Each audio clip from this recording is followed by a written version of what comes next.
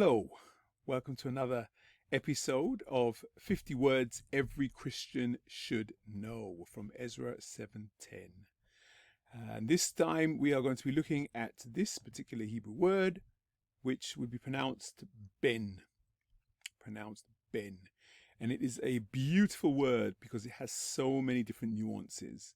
The basic nuance, the basic meaning is simply that of a male child, a son. And here we have this example in Genesis 18:14. Is there anything too hard for the Lord? At the appointed time, I will return to you. This is Abraham and Sarai. About this time next year, and Sarah shall have a son, a male child.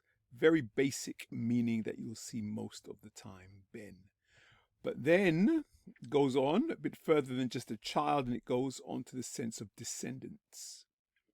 We see this here in Deuteronomy 2:9. And the Lord said to me, do not harass Moab or contend with them in battle, for I will not give you any of their land for possession, because I have given Ar to the descendants of Lot for a possession.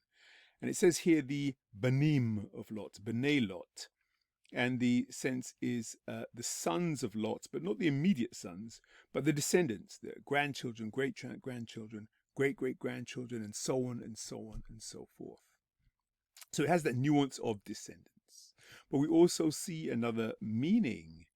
And it's not a descendants by blood relative, but more the membership of a particular group. We find it has a very similar meaning to that in modern Hebrew.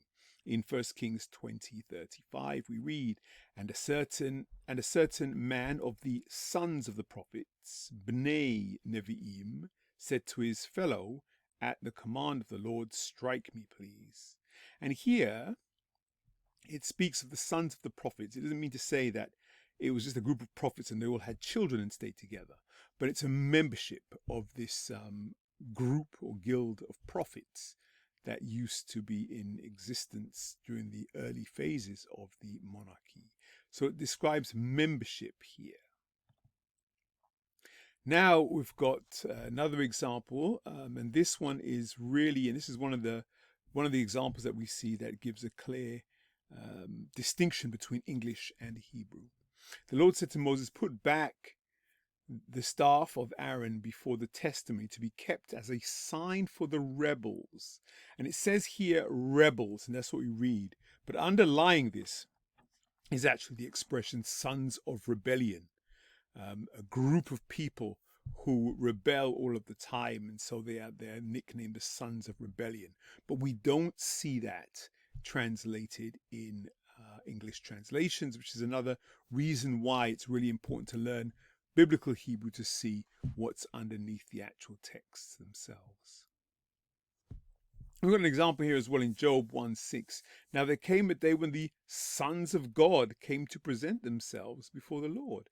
And this is a slightly controversial version, because sons of God here doesn't necessarily mean the sons, so to speak, lots of, Jesuses or something, but it talks about angels. It's a reference to angels, we think, or a reference to divine beings in this particular context, of which Satan appears as one of them to present themselves before God.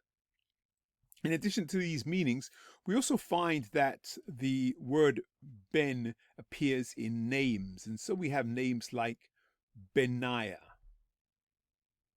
Ben-Hadad, the Assyrian leader, and Benjamin or Benjamin, son of my right hand.